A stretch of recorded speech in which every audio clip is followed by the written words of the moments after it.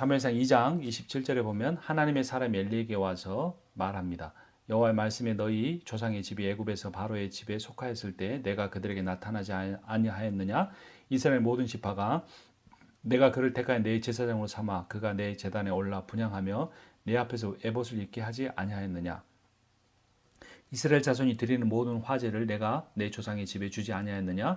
너희는 어찌하여 내가 내 처소에서 명령한 내 재물과 예물을 밟으며 내 아들들을 나보다 더 중히 여겨.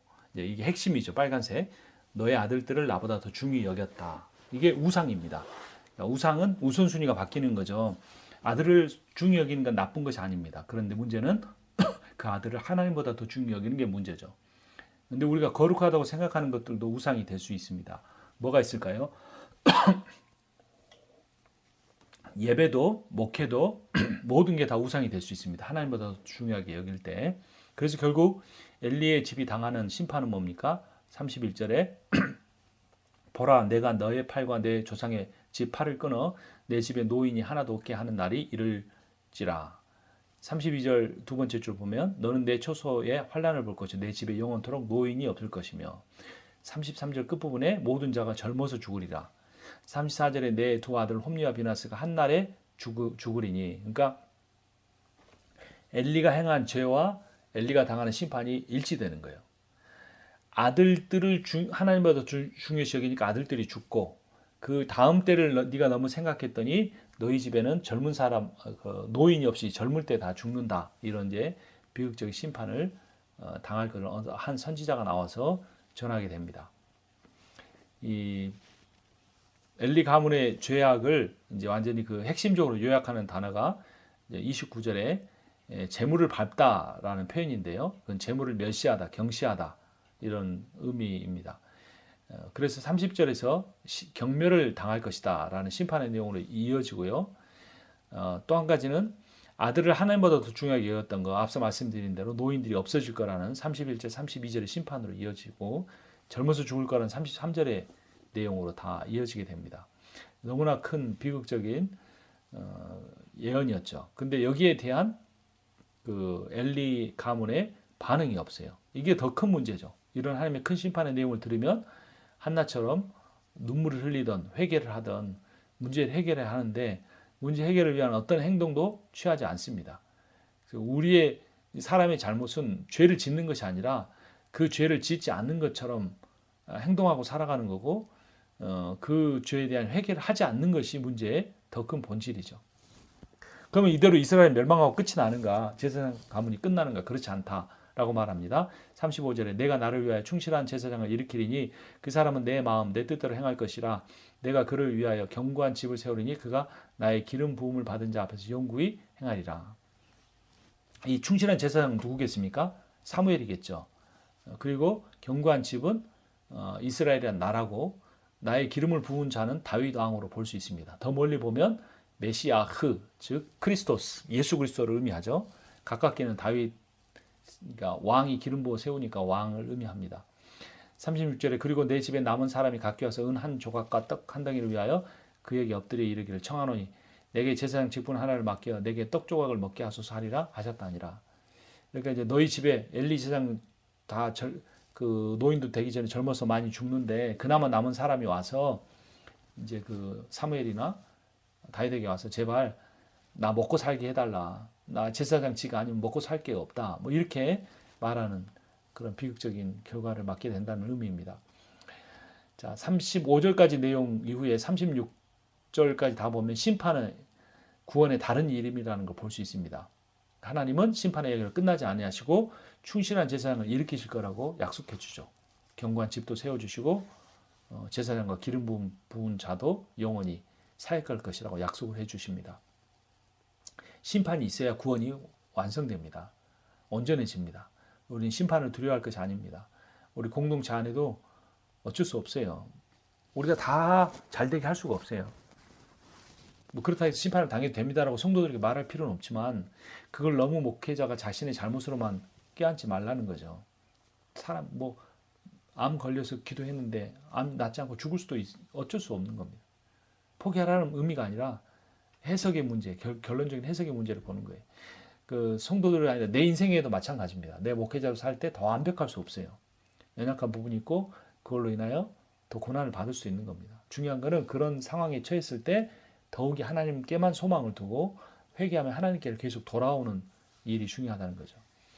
심판에 대한 엘리와 그 아들들의 반응은 전혀 없어요. 그래서 영적인 무지, 예언을 무시, 이 두 가지가 그들 안에 뿌리 박혀 있는 교만이었습니다. 그래서 그들에게는 마지막 기회조차 회개로 이어가지 못하죠. 자, 그래서 아까 말씀드렸던 마지막 36절 세 번역은 이렇게 실감나게 번역해 놨습니다. 그때 너희 집에서 살아남은 자들은 돈 몇 푼과 빵 한 덩이를 얻어 먹으려고 그에게 엎드려서 제사장 자리는 하나 맡겨 주셔서 밥이나 굶지 않고 살게 하여 주십시오라고 간청할 것이다. 한국교회 목회자들은 어떻게 될 것인가? 미국 교회가 팬데믹 전후로 해서 3, 4년 동안 2,000개의 교회가 문을 닫았다고 합니다. 그리고 많은 EM 사역자들, 그러니까 세컨드 제너레이션, 영어로 미니스트리 하는 사역자들이 도저히 내가 이거 사역을 못하겠다 그러고 일반 잡으로 돌아간 EM 미니스트리, 잉글리시 미니스트리 사역자들이 굉장히 많다고 합니다. 우리는 어떻게 할 것인가 고민해야 합니다. 우리가 밥이나 굶지 않고 살기 위해서 제사장 자리 하나 맡은 그런 사람으로 살아갈 것인가? 아니면 너무나 암울한 이 시대에 하나님의 말씀을 붙잡고 그 말씀의 빛을 비추고 하나님 나라의 복음을 선포하고 그것을 삶으로 보여주는 일상의 삶을 살아갈 것인가 고민해야 합니다. 이제 마지막 3장입니다. 이제 아이 사무엘이 점점 자라납니다. 여호와를 섬길 때는 여호와의 말씀이 희귀하여 이상이 흔히 보이지 않았더라. 엘리의 눈이 점점 어두워가서 잘 보지 못하는 그때 그가 자기 처소에 누웠고 하나님의 등불은 아직 꺼지지 아니하였으니 사무엘은 하나님의 궤에 있는 여호와의 전 안에 누웠더니 여호와께서 사무엘을 부르시는지라 그가 대답하되 내가 여기 있나이다 하고 엘리에게로 달려가서 이르되 당신이 부르셨기로 내가 여기 있나이다 하니 그가 이르되 나는 부르지 아니하였으니 다시 누우라 하는지라 그가 가서 누웠더니 이게 영적인 상황을 대조해 줍니다. 여기 먼저 1절 하반절에 이상이 흔히 보이지 않았더라. 그 이상이 희귀하여 그랬죠. 희귀하여. 이게 야카르라는 히브리어인데요. 이게 비싸다 이 말이에요. 비싼 거는 왜 비쌉니까? 희소 가치가 있으니까 비싼 거잖아요. 이 경제 용어예요. 이게 말씀의 상품화, 그러니까 돈이 있어야 말씀을 들을 수 있는 시대, 뭐 이런 시대상이었다는 거죠. 제사장이 가까이 가려면 돈 좀 있어야 하는 그런 상황. 그러니까 아무한테나 하나님의 말씀이 선포 자체가 안 됐다는 겁니다.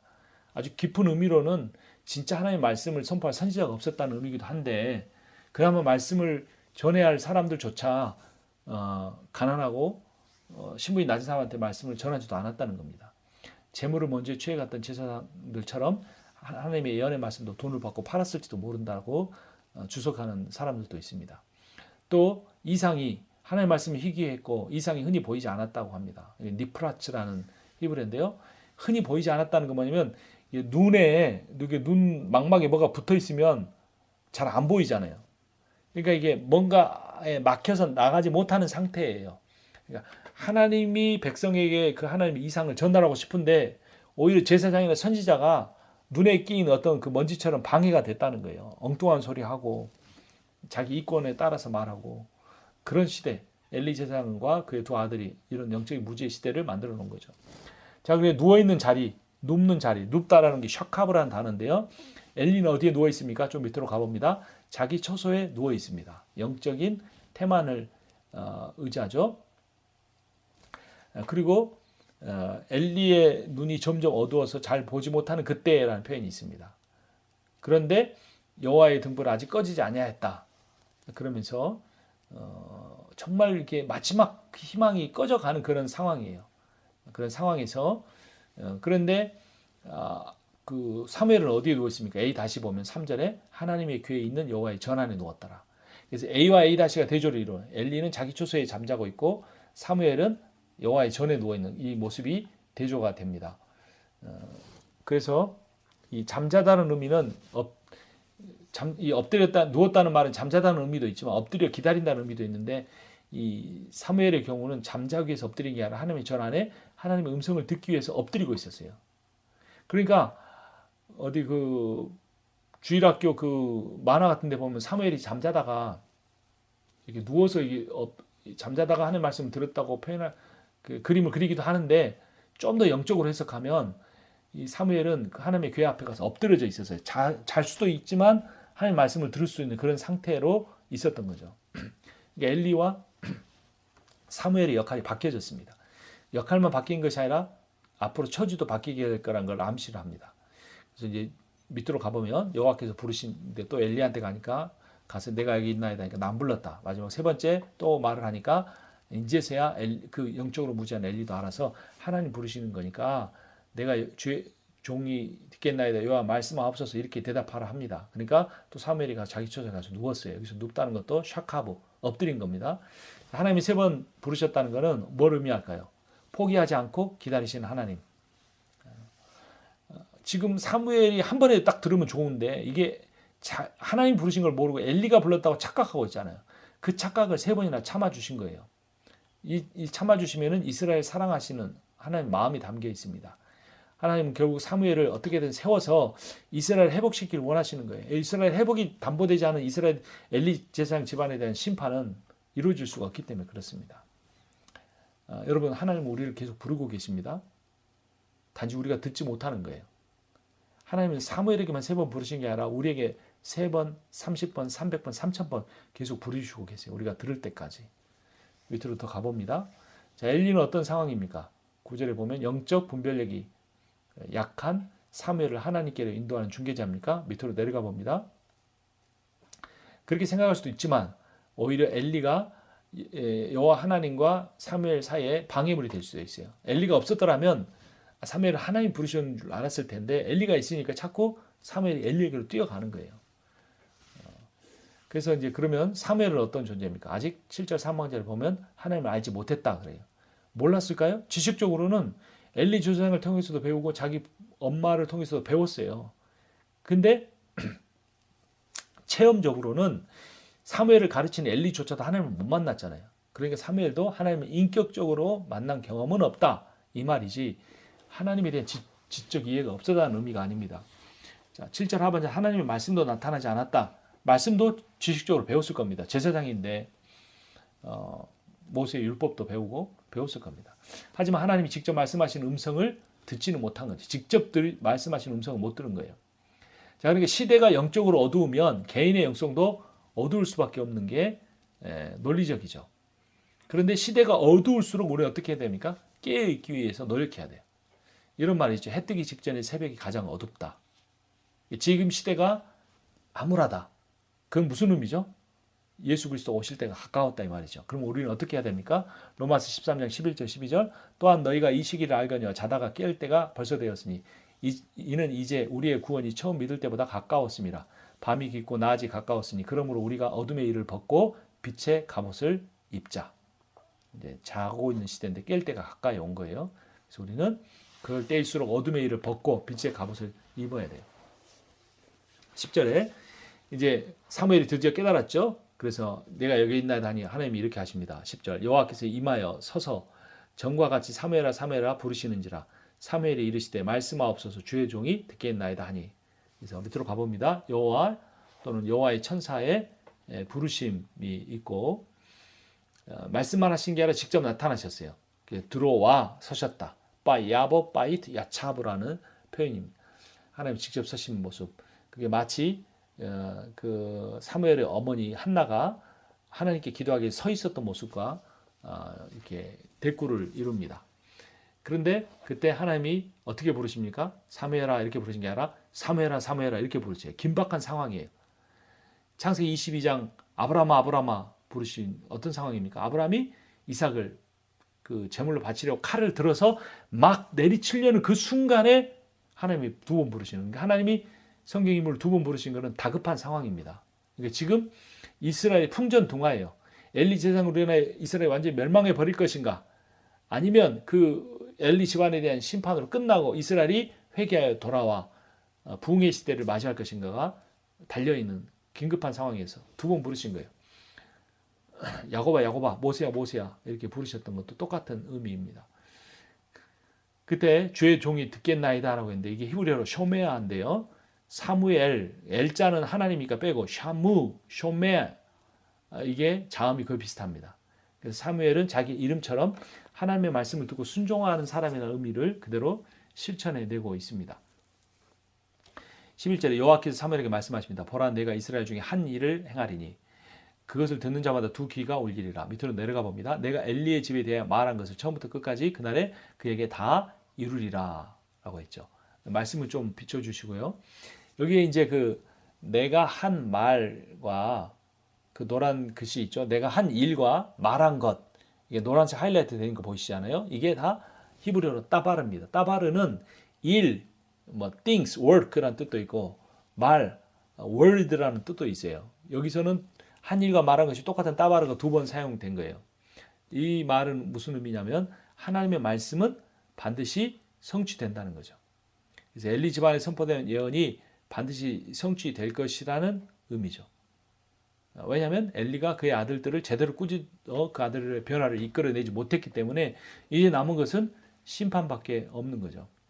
그래서 12절에 보면 제가 굵은 글씨하고 밑에 밑줄 그어놓은 거 내가 엘리의 집에 대해 말한 것과 13절에 그에게 말한 것은 우리가 앞에 살펴본 한 선지자가 앞서서 말한 엘리 집안에 대한 심판, 예언 그 내용이 그대로 이루어질 것이다. 이런 의미죠. 그런 심판의 내용을 들으면 어떻게 됩니까? 11절에 두 귀가 울리리라. 윙윙윙 아주 두려운 거, 공포에 사로잡힌다는 거죠. 거룩한 제사장 집안의 죄악과 그에 대한 심판에 대한 예언은 누가 들어도 정말 놀랍고 괴로운 것이 될 겁니다. 제사장 집안 저렇게 심판을 받는다면 우리는 어떻게 될까라고 두려워할 수밖에 없었겠죠. 13절에 보면 그 심판을 받아야 되는 이유를 저주를 자청하고 금하지 아니하였기 때문이다라고 말합니다. 그러니까 엘리의 아들들을 하나님을 그 아들들이 하는 일이 하나님을 저주까지 했어요. 하나님의 그 재물도 먼저 꺼내 먹고 수막 해막 안에서 여인들과 동침하기까지 했는데 엘리가 아무런 조치를 하지 않았다는 거죠. 그래서 결국 그 집에 두 귀가 울릴 정도로 무서운 심판이 임한다는 거. 그래서 우리는 늘 하나님의 사랑의 하나님을 공의의 하나님, 심판의 하나님과 연결해서 볼 수 있어야 돼요. 이게 진정한 신앙입니다. 하나님의 사랑만 강조하는 건 철학적 신이죠. 성경의 하나님은 결코 그렇지 않습니다. 심판하십니다. 물론 오랫동안 인내하시지만 끝까지 회개하지 않으면 반드시 심판하십니다. 자, 그래서 이제 하나님께서 이렇게 심판하신 내용과 한 일이 아까 말씀드린 히브리어로 따바른데 이 언어 월드 플레이가 우리에게 주는 메시지는 하나님의 말씀은 하나님의 일로 반드시 이루어진다라는 겁니다. 그래서 엘리 집안에 선포된 예언은 반드시 실현될 것이다 라는 거죠. 그런데 하나님이 이렇게 말과 행동이 일치하는 분이다 라는 걸 강조를 했잖아요. 11절 12절에서. 근데 이건 어떤 아이러니컬한 메시지를 주냐면 엘리는 말과 행동이 일치하지 않았다는 거예요. 그러니까 엘리는 아들들이 그렇게 하면 안 돼라고 말했지만 아들들의 바른 행동을 끌어내는 것은 안 된 거예요. 월드는 있었지만 things가, work가 안 된 거예요. 근데 하나님은 그런 엘리와 달리 그분이 word 한 거, 말씀하신 거는 반드시 think, work, 이루어진다, 성취된다라는 것을 아이러니컬하게 대조를 시키는 겁니다. 평소에 엘리는 말과 행동이 일치하지 않는 사람이었고, 그러나 하나님은 말씀하신 대로 엘리 제사장 집안에 모든 것이 이루어질 것이다 라고 말씀한 거죠.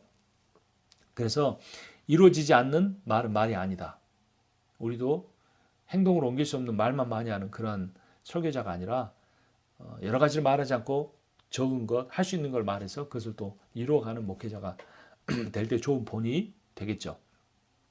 그래서 복음을 전하는 일만큼 중요한 것은 복을대로가 아니라 복음대로 사는 것이다 라고 보시면 되겠습니다. 밑으로 가봅니다. 그래서 우리가 말씀을 전하는 것만 행하는 사람이 돼야 되고요.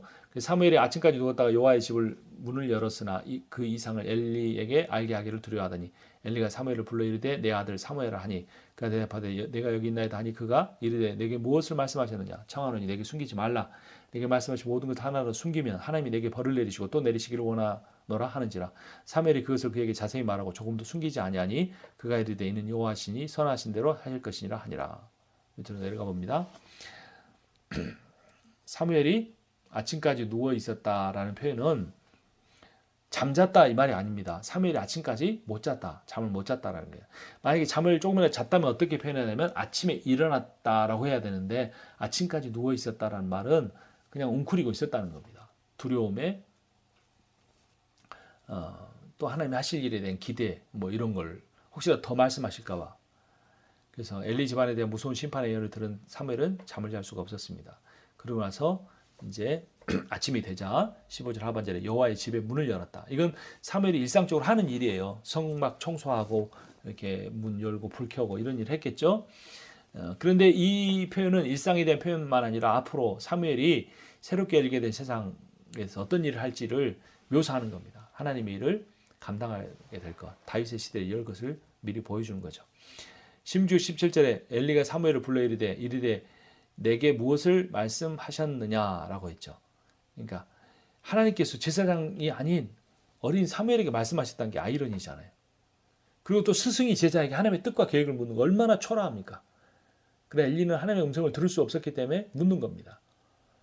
이 상황은 단지 어떤 주객 전도가 아니라 사무엘이 이미 선지자로서의 사역이 시작됐다는 걸 선포하는 거예요.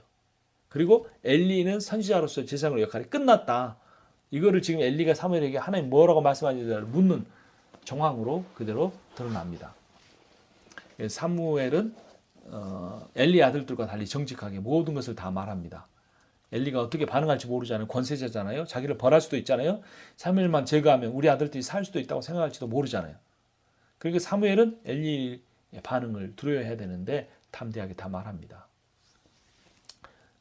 당신도 죽을 것이고 당신 집안에는 노인이 없을 것이고 두 아들이 동시에 죽는다. 이 말 정말 하기 힘들잖아요. 여러분 말씀 선포자는 축복의 말만 아니라 심판의 말도 할 수 있어야 됩니다. 우리는 하나님과 청중 사이에서 누구 눈치를 더 봅니까? 성도들의 눈빛, 좋은가 안 좋은가, 딴 생각하는가 안 하는가, 은혜 받는가 안 받는가. 물론 그것도 커뮤니케이션이니까 신경 써야 될 부분이지만 그게 90%고 하나님 5%? 그럼 그건 설교가 아니죠. 하나님 눈치를 봐야 됩니다. 하나님이 심판의 말 하라고 하면 심판의 말을 해야죠. 본문이 심판인데 거기서 사랑의 말만 하고 있으면 참된 선지자가 아닐 수도 있습니다. 자, 18절에 이것도 역시 아이러니입니다. 엘리가 참 영적으로 무지하는 것 같은데 두 번씩이나 그 한나의 인생에 그 전환점을 축복의 말을 했잖아요. 그런데 자기 가정에 대한 정작 심판의 말을 듣고 이렇게 말하는 거죠. 이는 여호와의 이시니 선한 대로 하실 것이니라. 아들은 잘 양육하지 못했지만 영적 분별력은 희미해졌지만 하나님의 심판을 받아들이는 신앙 인격은 가지고 있었어요. 조금 더 자녀들에게 엄격하게 그걸 빨리 회복했더라면 얼마나 좋았을까요? 밑으로 가봅니다. 사무엘이 자라매 여호와께서 그와 함께 계셔서 그의 말이 하나도 땅에 떨어지지 않게 하시니 단에서부터 브엘세바까지 온 이스라엘이 사무엘은 여호와의 선지자로 세우심을 입은 줄 알았더라. 여호와께서 실로에서 다시 나타나시되 여호와께서 실로에서 여호와 말씀으로 사무엘에게 자기를 나타내시니라. 19절에 브엘세바에서 단에서 브엘세바는 이스라엘의 모든 영토를 의미하고 온 이스라엘이라는 표현은 이스라엘 모든 백성을 의미합니다. 그러니까 이게 뭐죠? 하나님 나라의 세 개 중에 두 개잖아요. 영토와 백성과 주권인데 영토와 백성은 이미 사무엘을 알아봤어요. 근데 사무엘을 세우시면 하나님이니까 하나님 나라의 요소가 다 들어있는 거죠. 이제 사무엘을 통해 하나님 나라의 새 문이 열릴 것을 하나님이 이제 저자가 강조하고 있습니다. 20절에 보면 사무엘은 여호와의 선지자로 세우심을 입은 줄을 알았어요. 무엇 때문에 아는 거죠? 21절에 여호와께서 다시 나타나셨기 때문에 여호와의 현현 때문에 21절 하반절에서는 여호와의 말씀 때문이었죠. 그래서 사무엘이 한눈 팔지 않고 여호와만 바라보고 여호와의 말씀만을 전한 겁니다. 그래서 이제 사무엘이 완전히 온 이스라엘에 이렇게 여호와의 현현과 여호와 말씀 때문에 선지자로 자기 확신을 갖고 이스라엘 온 백성도 그를 선지자로 제사장으로 이해해 주기까지 아마 수년의 세월이 흘렀을 수도 있을 겁니다. 그래서 사무엘은 아무것도 가진 것이 없었지만 하나님 앞에 쓰임받는 종이 되었습니다. 위대한 사역자는 고귀한 사역자는 스펙이나 외모나 학벌이나 언변으로 절대 만들어지지 않습니다. 딱 두 가지. 성령의 충만과 사랑의 충만. 우리가 성령 인도하심을 받는 복음으로 인하여 자존감이 높은 사람이 될 때 우리는 어떤 사람에게도 무릎을 꿇을 수 있습니다. 그들의 발을 씻어줄 수 있습니다. 근데 내 자존감이 약하면 그렇게 못하죠. 우리가 동료 사역자와 비교할 필요가 없습니다. 각자에게 맡기신 역할이 다르기 때문에 눈의 역할, 코의 역할. 그래서 우리는 머리에 성령 인도하심을 따라 순종하며 가면 아름다운 하나님 나라의 공동체가 이루어지게 될 것입니다. 여기까지 하겠습니다.